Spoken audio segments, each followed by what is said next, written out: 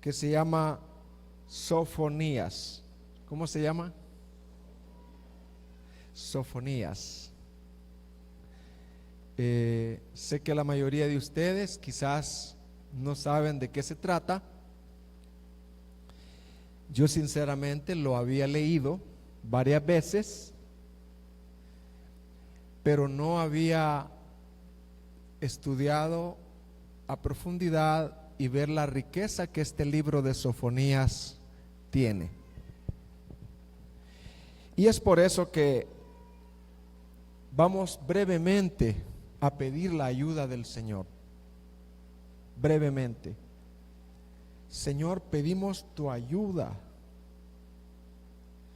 Yo no puedo predicar esto si el Espíritu no me ayuda. Por favor, Señor, haz la obra en el nombre de Jesús. Amén.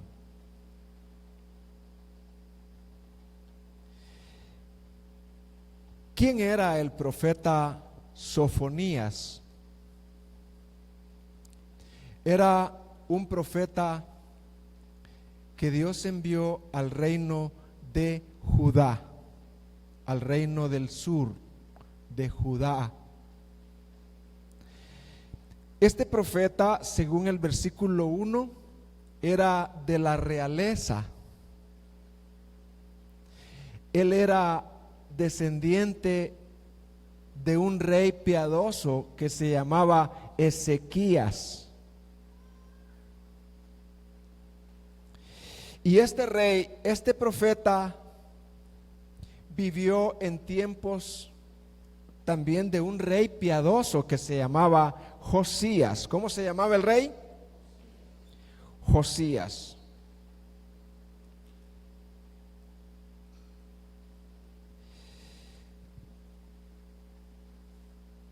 Hermanos, ¿cuál era el mensaje que Sofonías predicó? O sea, ¿de qué trataba el mensaje que él predicó? Bueno, Sofonías, algo que se repite en esos 3 capítulos es del juicio y del día de Jehová. ¿Qué es lo que se repite en el libro, hermanos? El juicio, el día de Jehová. Él dice que ese día será un día de oscuridad para Judá y para las naciones. Sofonías decía que de ese juicio nadie escaparía,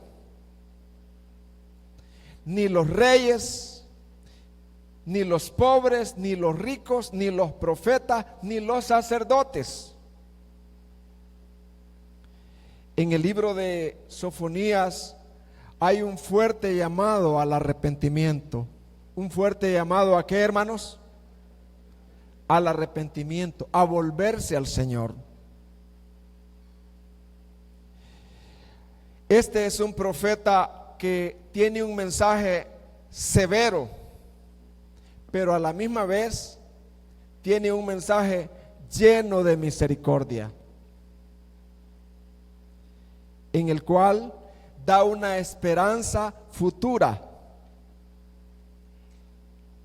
Y en el mismo libro, él anuncia que a pesar de todo lo que va a pasar, a pesar del juicio que va a venir de Dios sobre Judá, que Dios va a usar a los babilonios para que se cumpla el día de Jehová, Sofonías dice que Dios también va a restaurar y va a purificar a un remanente humilde, y que ese remanente va a experimentar la gloria del Señor, que Dios va a cantar en medio de ellos y que Dios se va a regocijar en medio de ellos.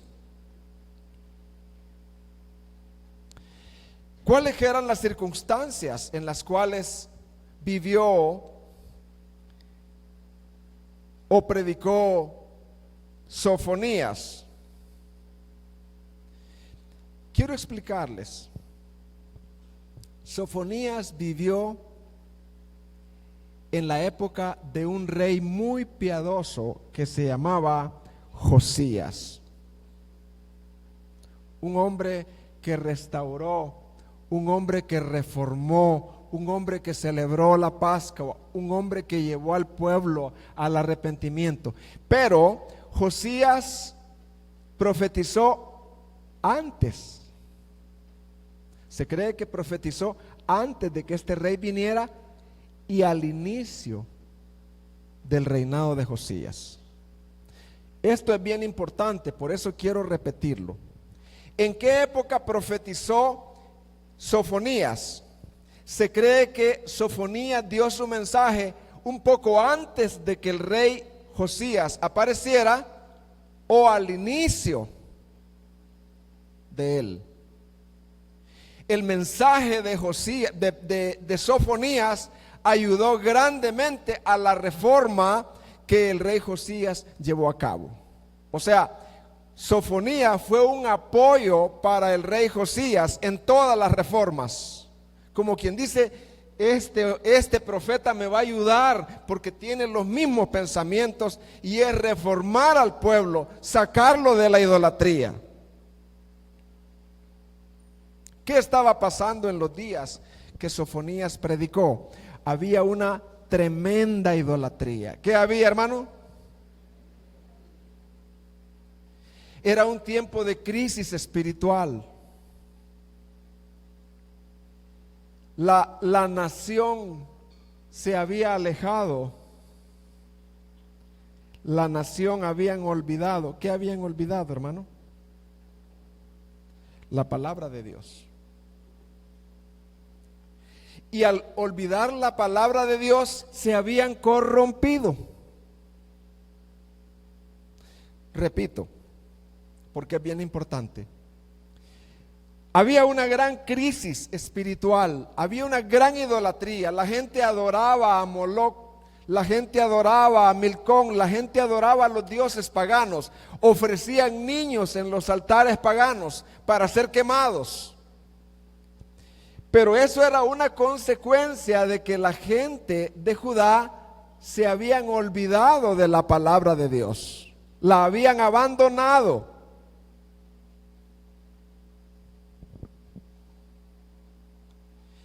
Entonces, hermanos, esas eran las circunstancias en las cuales profetizó el profeta. ¿Cómo se llama el profeta? Sofonías. ¿Quién era el rey que estaba en ese tiempo? Josías. Bien, entonces yo quiero que veamos la estructura de este pasaje, de este libro. Veamos la estructura, cómo está estructurado. ¿Me lo ponen ahí? Ahí está. El capítulo 1 de Sofonías, en esencia, es una profecía del eminente juicio de Jehová sobre Judá y sobre las naciones. El capítulo 2 trata de un llamado al arrepentimiento.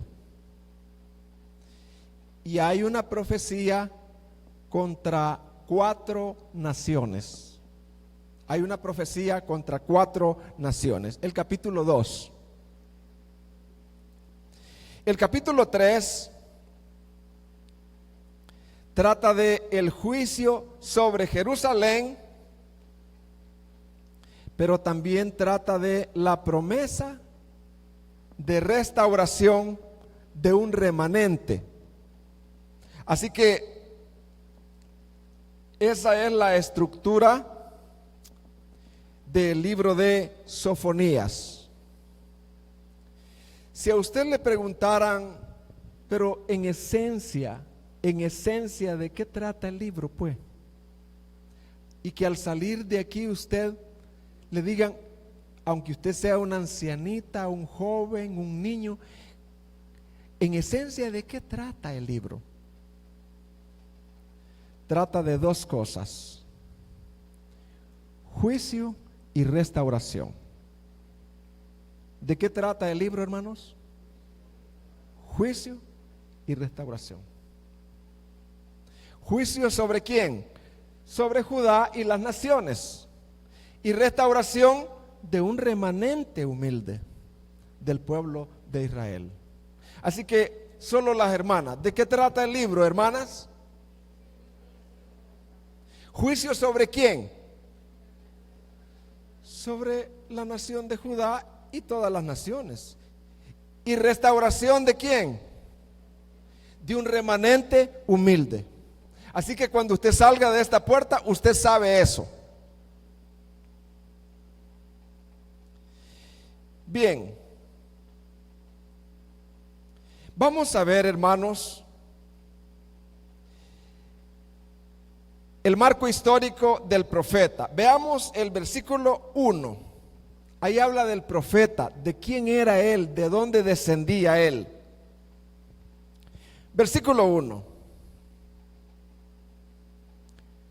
Palabra de Jehová que vino a Sofonías, hijo de Cusi, hijo de Gedalías, hijo de Amarías, hijo de Ezequías, en días ¿de quién? De Josías. Como les dije yo, del rey piadoso.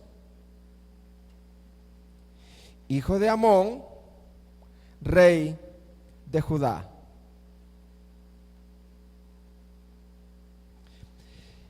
¿Quiénes habían sido los reyes antecesores a Josías? ¿Por qué había tanta idolatría en Judá?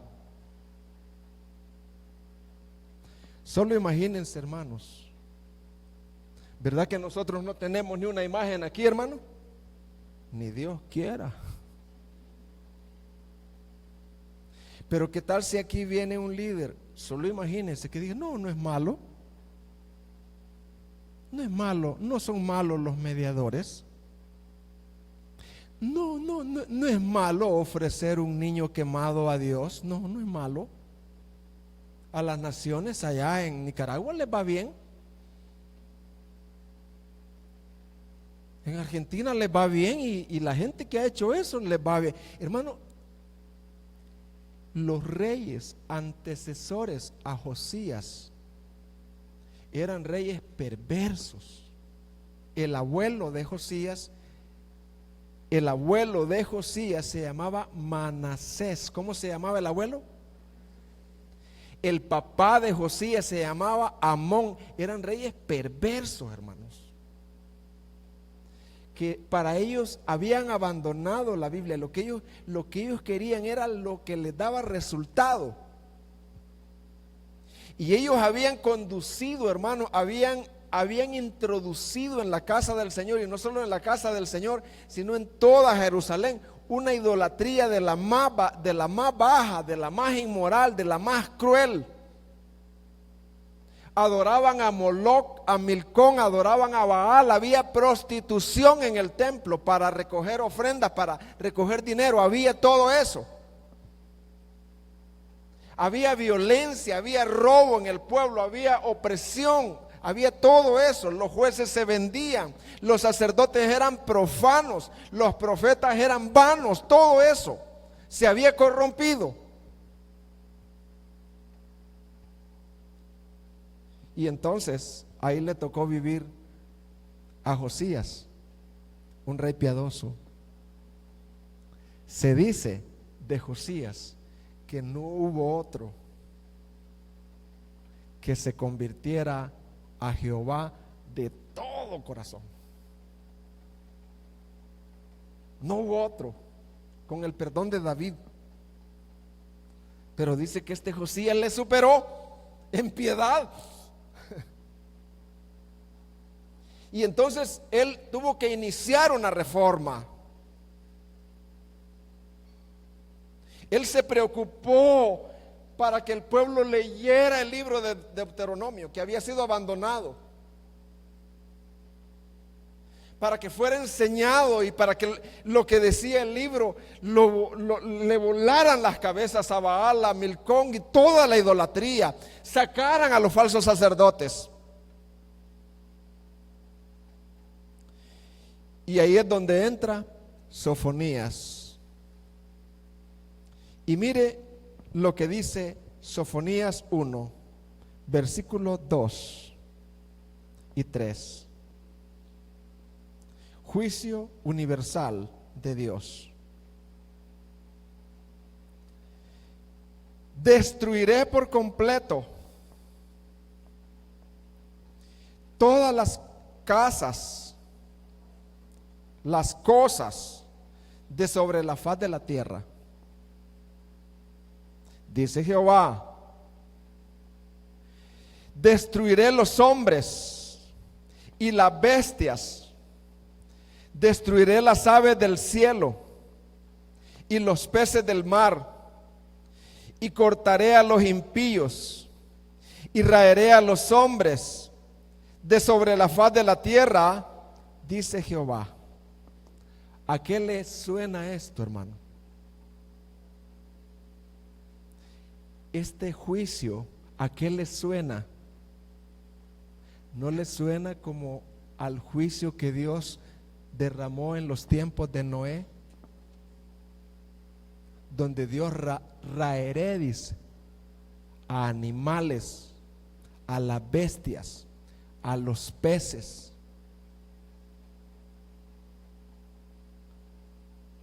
Y alguien puede decir, pero ¿y por qué es que es un Dios tan sanguinario? No, nuestro Dios no es un Dios sanguinario, Dios es justo.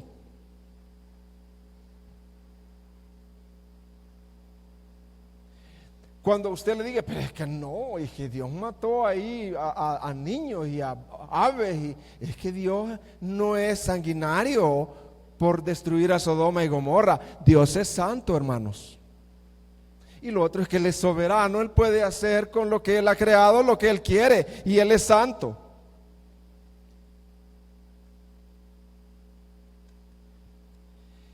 Y mire, aquí vamos a leer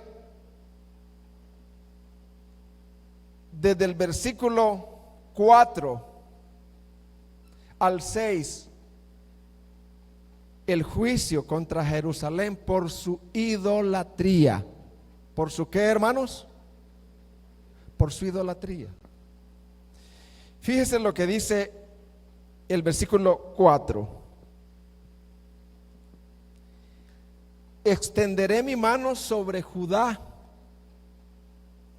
y sobre todos los habitantes de Jerusalén. Exterminaré de este lugar los restos de Baal. ¿Los restos de quién? De Baal. Y el nombre de los ministros idólatras con sus sacerdotes,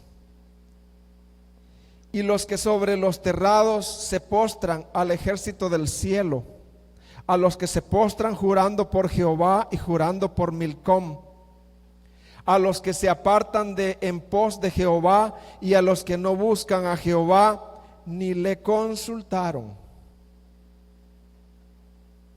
Dios promete que va a raer al dios cananeo, dios de la fertilidad, llamado Baal. Dios promete que va a raer y va a destruir a los ministros idólatras.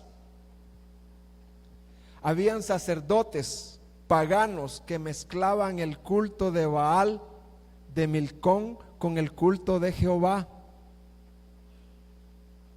La gente adoraba al ejército del cielo. ¿A quién adoraba a la gente, hermano? A eso se le llama la astrología. La gente veneraba, adoraba los astros, adoraba la luna, el sol, las estrellas.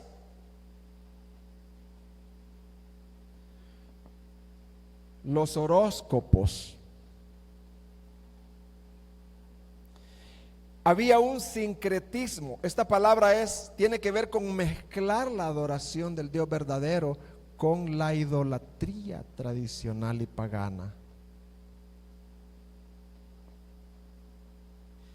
Pero no solo eso, habían personas indiferentes, habían personas como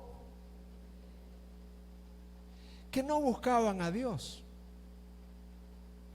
que no le consultaban.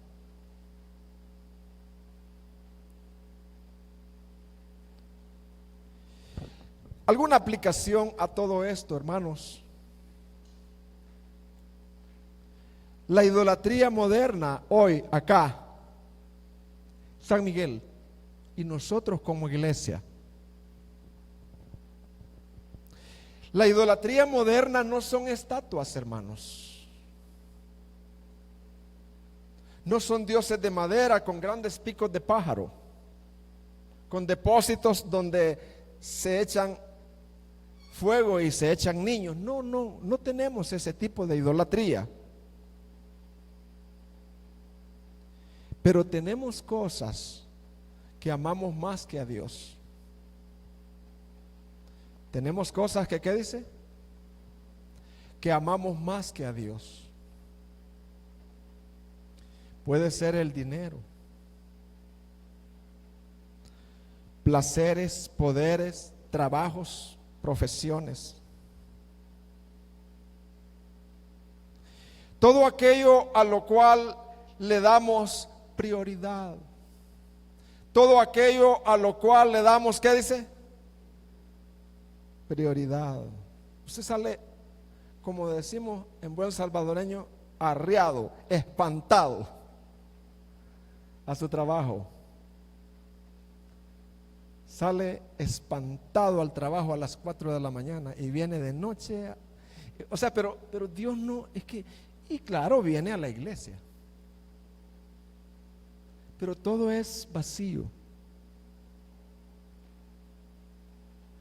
Todo aquello a lo cual nosotros le damos mayor pasión, mayor prioridad, eso puede convertirse o ya es un ídolo. Y por eso primera de Juan 5:21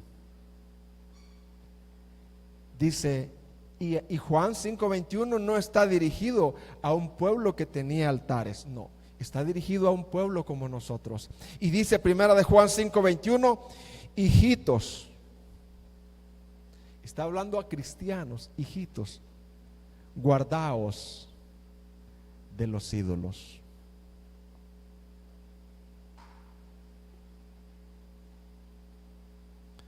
Un ídolo también podría ser todo aquello que me impide servir al Señor.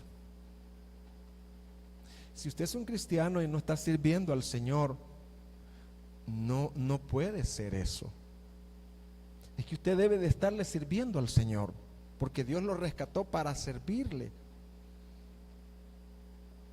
¿Por qué usted no sirve al Señor? No es porque no le queda tiempo, no, es porque usted le está dando el tiempo a sus ídolos.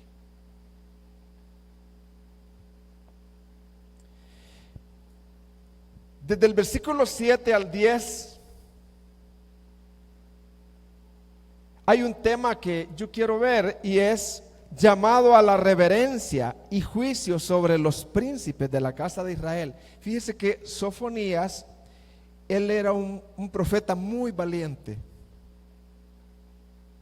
Él tuvo que denunciar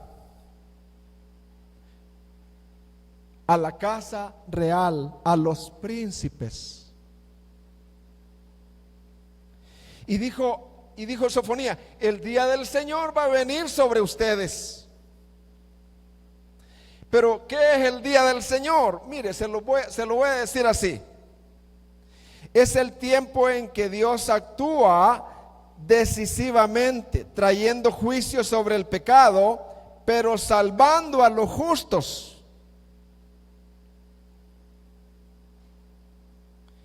En el libro de Sofonías se cumple el día del Señor porque Dios trajo a los babilonios.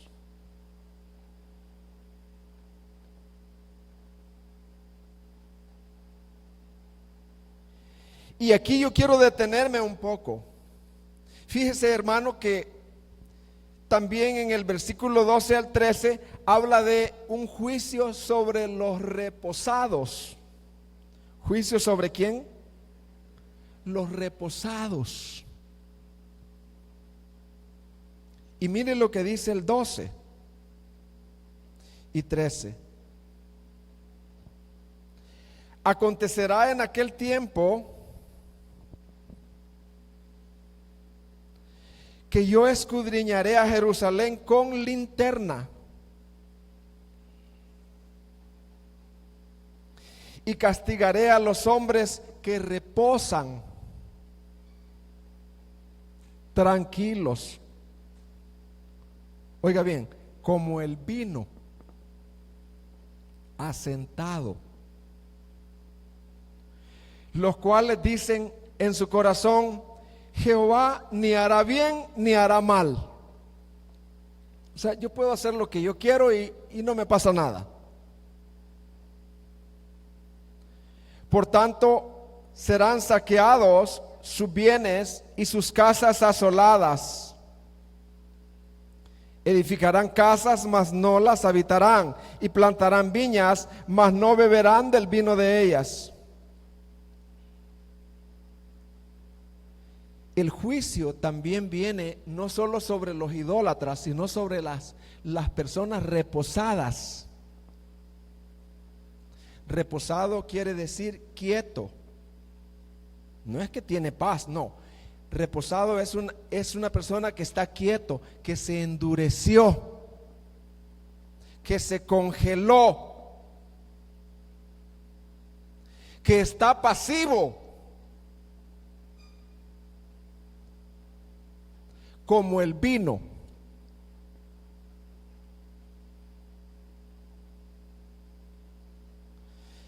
Que reposan tranquilos como el vino asentado.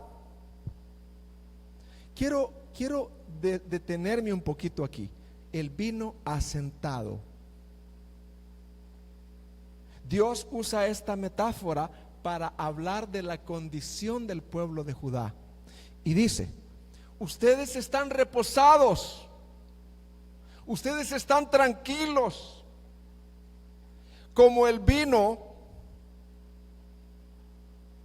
asentado.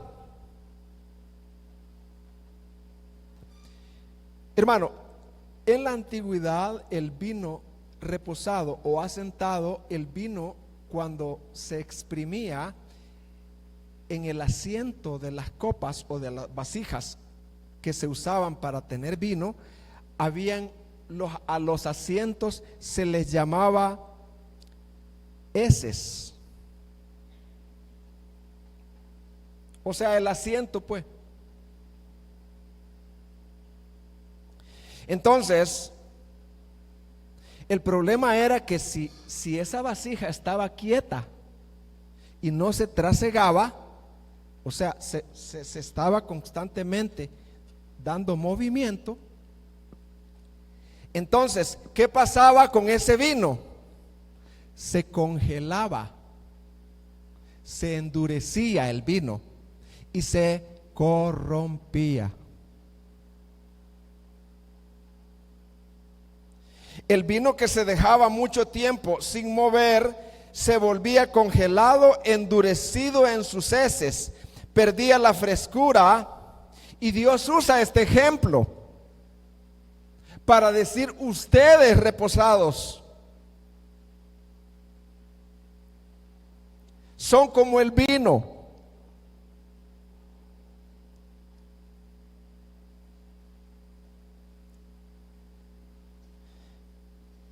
Ustedes, dijo el Señor a Judá, están cómodos, indiferentes, creyendo que Dios no actuará. Su religión era una costumbre muerta, sin movimiento espiritual. El vino debía moverse para conservarse puro. Así nuestras vidas y así tu vida debe de ser sacudida por la palabra de Dios. debe de ser movida por la palabra de Dios cada domingo, cada martes y en tu vida privada. La palabra de Dios tiene que estar en movimiento en tu vida y en mi vida, moviendo ese remanente de pecado. ¿Me expliqué, hermanos? Ese remanente de pecado que todos llevamos no debe de permanecer quieto. La palabra de Dios tiene que estar saliendo cada domingo o en tu devocional privado y estar sacando, moviendo eso, trayéndonos arrepentimiento.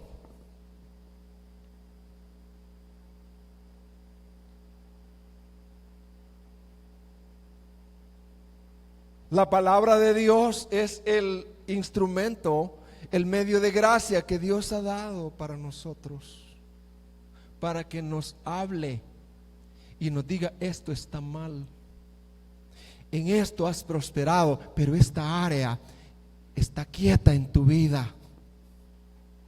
Tú estás en reposo, tú estás indiferente a Dios en esta área.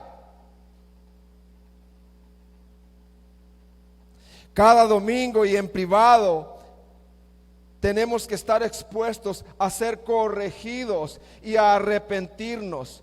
Dios promete juzgar a los que viven en esa falsa calma. Podemos esforzarnos en trabajar, edificar, pero si Dios no es el centro, todo lo que cosechemos es en vano. Dios no quiere una parte de tu vida, Dios quiere todo o nada. Repitamos: Dios no quiere una parte de mi vida, Dios quiere todo o nada.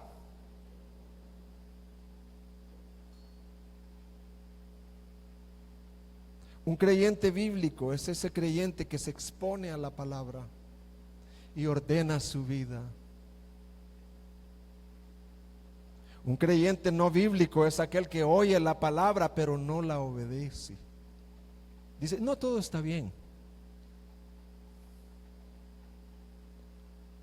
¿Está yendo a la iglesia el domingo? Sí. ¿A qué? A oír la palabra y arrepentirme, a ordenar mi vida. Si no estoy sirviendo al Señor, si no estoy cumpliendo el propósito de Dios, quiero que la palabra me encarrile, pero no quiero estar reposado yo, porque me corrompo.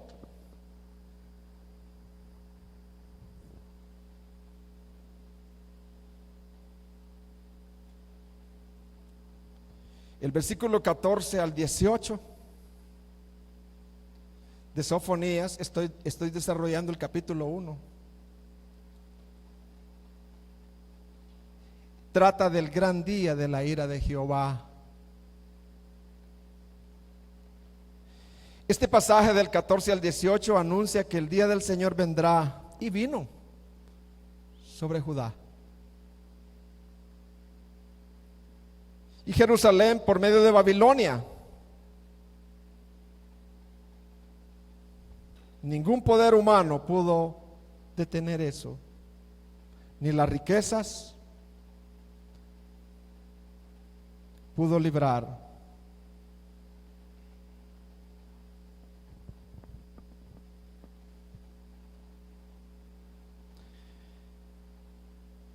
Si hubiese aquí una persona que no se ha arrepentido, que todavía no ha dado ese paso de fe y ese paso de arrepentimiento, o alguna persona que me esté escuchando por el internet, yo quiero decirle hoy que Dios sigue siendo santo y justo, y que Él va a castigar al que no se arrepiente. El día del Señor va a venir sobre él, porque Dios te ha creado no para que estés ahí reposado, sin congregarte, sin dar pasos. Dios no te ha creado para eso. El día del Señor va a venir. Dios sigue siendo el mismo. Pero también quiero decirte, querido pecador, que Dios está lleno de misericordia si te arrepientes.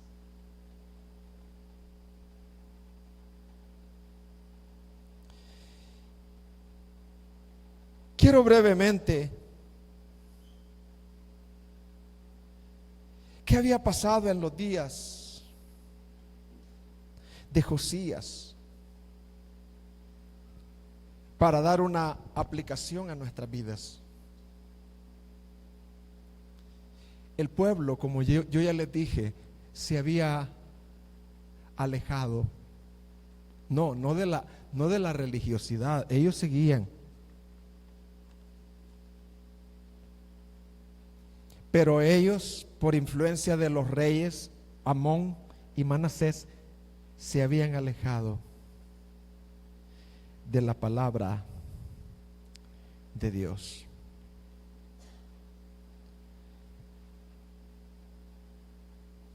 La influencia de la palabra había cesado. Esto es grave.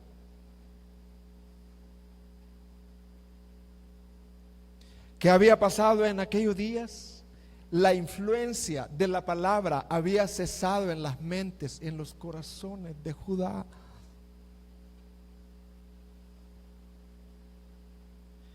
Y como la sal detiene el ciclo de la corrupción de la carne, ya no había sal en Judá. A la gente le daba lo mismo obedecer o no obedecer a Dios.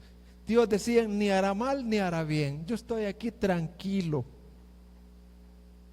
Puedo leer la Biblia, puedo dejar de leerla, puedo tener el devocional con los niños o no puedo hacerlo. Yo estoy tranquilo. ¿Qué tal, hermano? Bien, hermano. No estaban bien.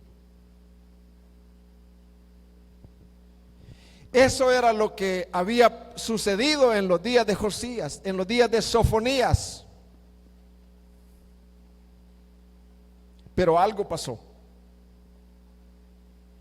Mientras el sacerdote Hilcías, el sumo sacerdote, fíjense, y estaban ellos reparando algunas áreas del templo, hubo ahí un hallazgo. ¿Hubo un qué? Un hallazgo. ¿Y sabe qué hallaron? Hallaron el libro de la ley. En ese tiempo, los únicos libros que estaban escritos eran 5: Génesis, Éxodo, Levítico, Número y Deuteronomio.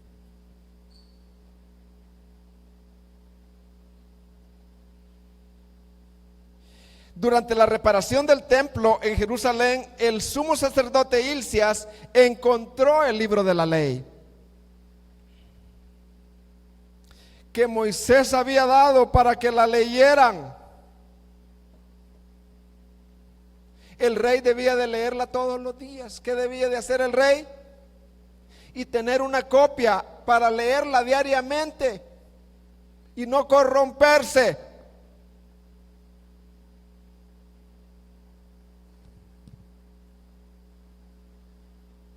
El sumo sacerdote Hilcías lo halló y no le impactó. Pero le dijo: Josías, hemos encontrado el libro de la ley, léelo. Y leen.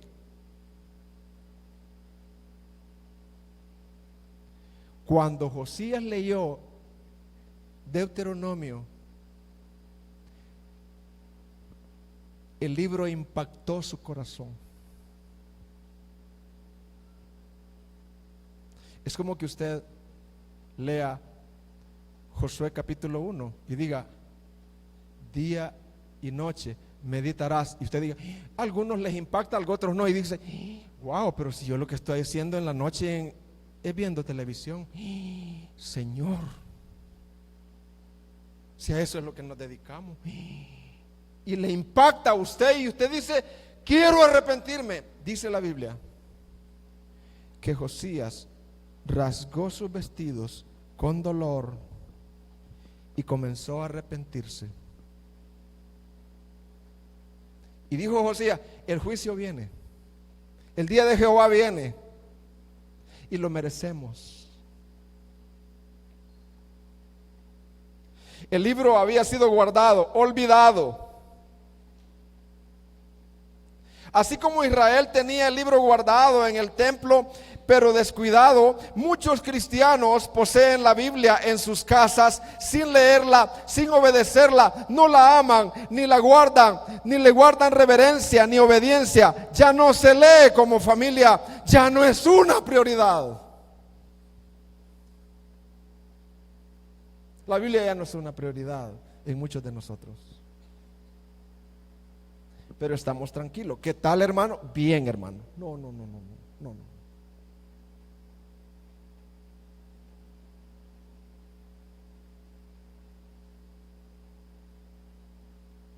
La verdadera reforma comienza con las Sagradas Escrituras.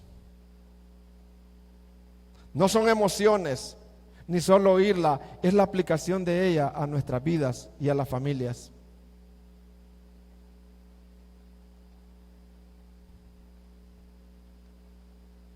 La obediencia a la Biblia es la verdadera evidencia del verdadero amor a Dios. ¿Y saben qué pasó en los días de Josías? Josías dijo, con la ayuda de Sofonías, vamos a comenzar la reforma. ¿Y cómo comenzó la reforma? Mediante la lectura de la Biblia. Se dice que en los días de Josías hubo una gran reforma. Reforma es volver a la forma. ¿Qué es reforma? O sea, la forma es leer este libro como familia. Esa es la forma. Deformarse es dejar de leerlo. Reformar es volver a la forma. Y yo, con mucho respeto, pero con oración, yo he preparado un cuadro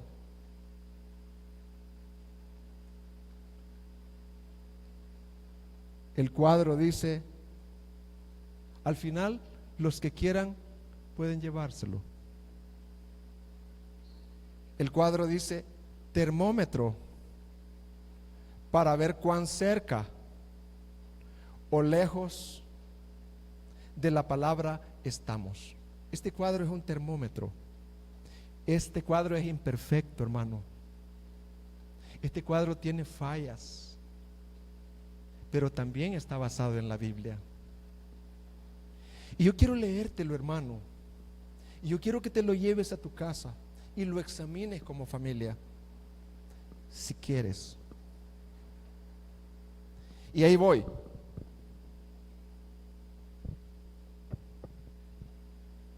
¿Cuánto tiempo dedicas diariamente a la lectura de la Biblia en familia?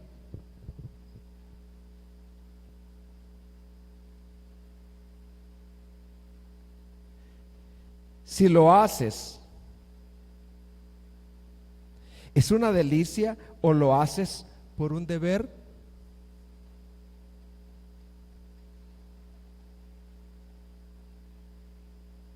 Segunda, ¿cuánto tiempo tus hijos ven televisión diariamente?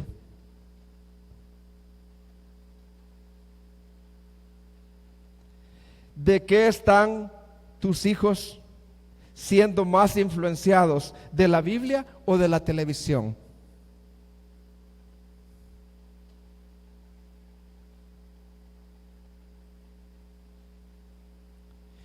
¿Es la Biblia para ti, querido padre y madre?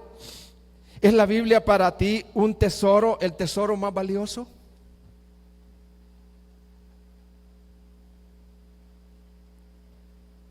¿Es la Biblia más dulce que la miel para ti?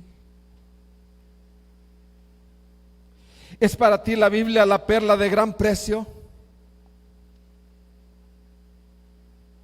¿Es para ti la Biblia la única verdad que debe de estar influenciando y renovando la mente de tu familia? Examinemos todo esto.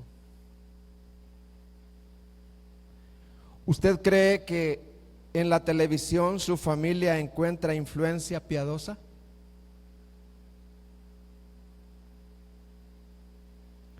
Para ser hombres y mujeres como Cristo.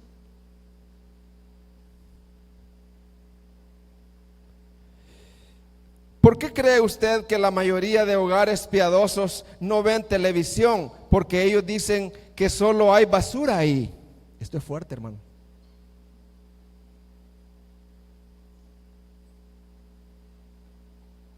Yo he oído hombres piadosos, como el hermano Miguel Núñez, y dice: Katy y yo no vemos televisión porque ahí solo hay basura, dice.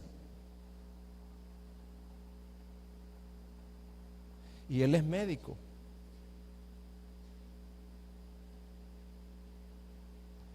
¿Usted está de acuerdo con ellos o está en desacuerdo? ¿Cree usted que en la televisión usted puede encontrar algo bueno?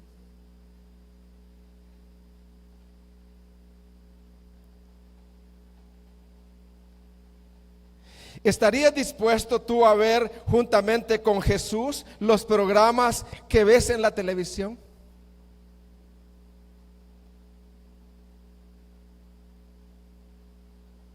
Esto es para llorar, hermano. Esto es para rasgar nuestros vestidos, nuestro corazón. ¿Estarías dispuesto, Jesús? Yo quiero ver esta película contigo, ven. Esta serie, Señor.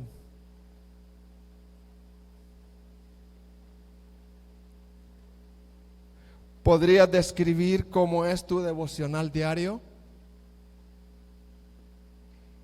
E instruir a una persona nueva para que te imite en tus prioridades. ¿Podría yo encomendarte a ti, querida pareja, a una pareja nueva y dígale, y yo le digo, instrúyele cómo tú haces tu devocional y que él te imite a ti, tu devocional diario?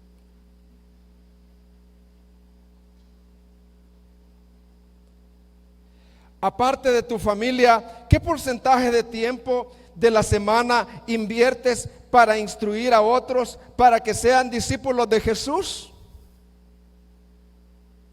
¿Cuánto tiempo, querido, tú estás invirtiendo? Aparte de educar a tus hijos, ¿cuánto tiempo estás invirtiendo en otros? En los perdidos de allá afuera, pues,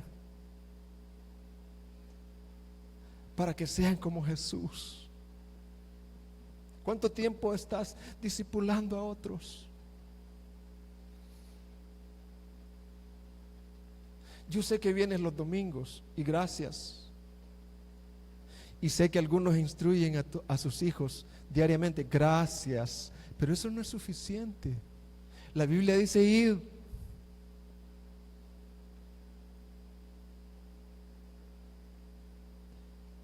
El propósito por el cual vienes el domingo es para oír la palabra, arrepentirte, ponerla por obra, o solo para oírla. Estuvo bonita la palabra, qué linda, sí, pero te arrepentiste. Estás poniéndola por obra.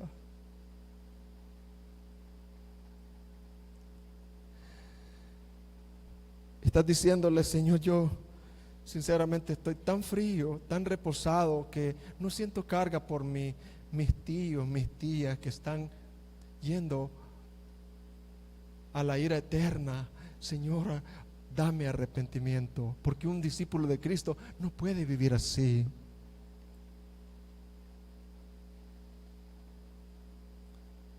¿Por qué te preocupas más por la salud física de tu esposa e hijos o por la salud espiritual de ellos? Mi niño está enfermo, hasta San Salvador voy. Está bien.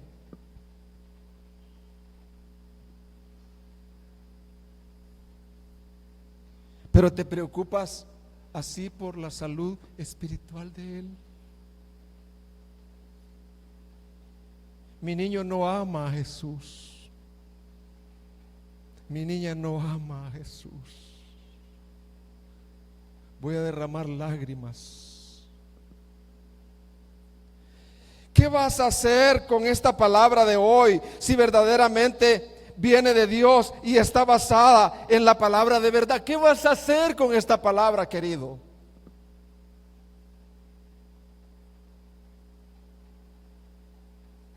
Bueno, la voy a seguir oyendo. No, no basta eso.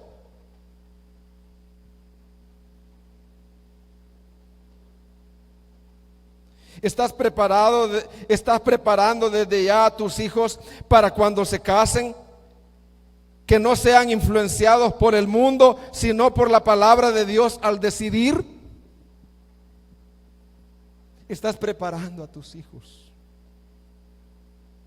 Estás diciéndole, este es el perfil de tu esposo, hija. Allá ella, ¿verdad? Allá él, pero tú estás diciendo, este es el perfil de tu futuro esposo. Estas son las 3 características básicas. Si no, no te cases, hija.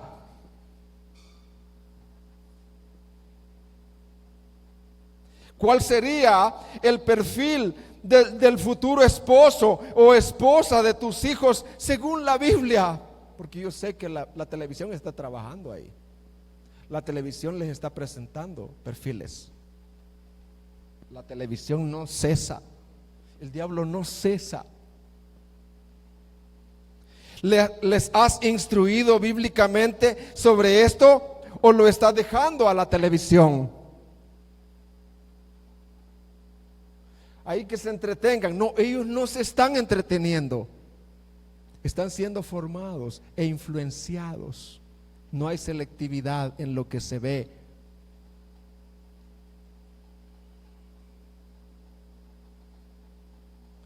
Después de haber leído este sencillo y pequeño cuadro, vas a orar como padre o madre de tu hogar, arrepintiéndote y volviendo tu corazón al Señor.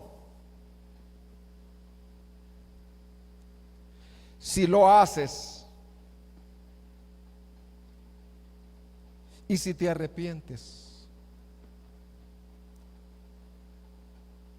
yo habré logrado fruto para el Señor.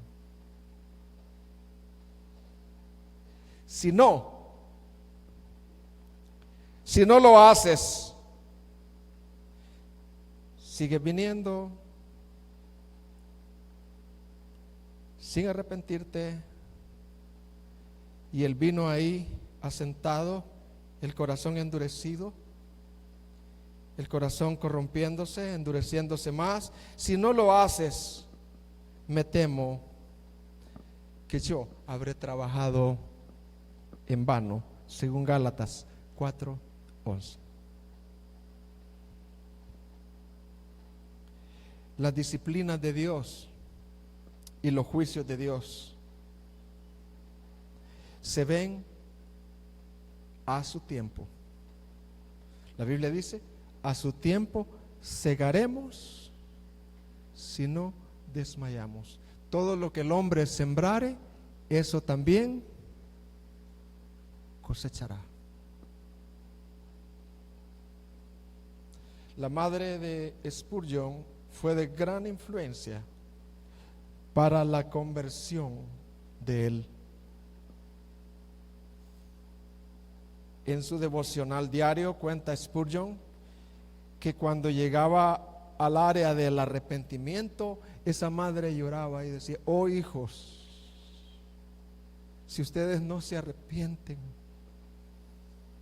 llegará el día, hijos, decía la mamá, que ustedes y yo vamos a estar frente al juicio de Dios.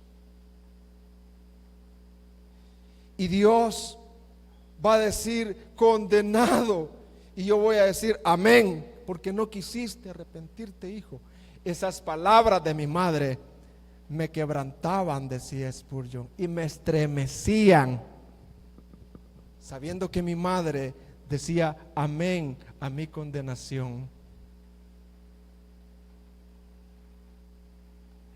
En los días de Sofonías, capítulo 1, Dios dijo, el juicio viene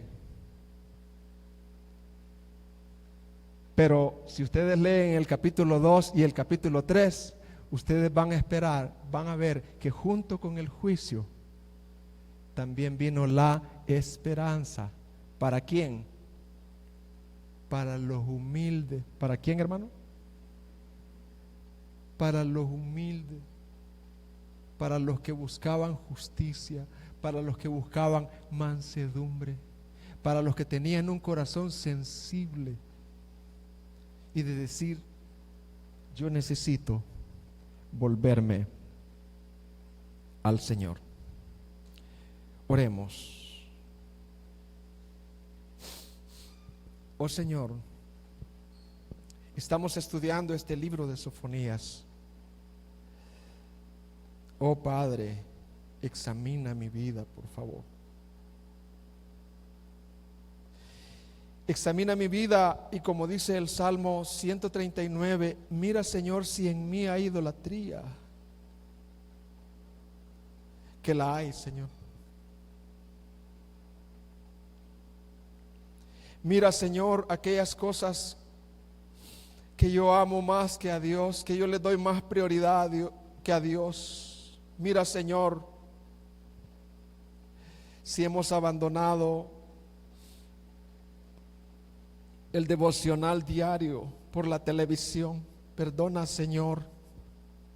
Dame arrepentimiento. Danos arrepentimiento, Señor. Oh Señor, en el nombre de Jesús, trae una reforma como en los días de Josías, como en los días de Sofonías. Una reforma en la cual la escritura ya no esté guardada, almacenada, olvidada, sino que la escritura vuelva a cumplir su labor, y es la labor de santificación, la labor de instrucción.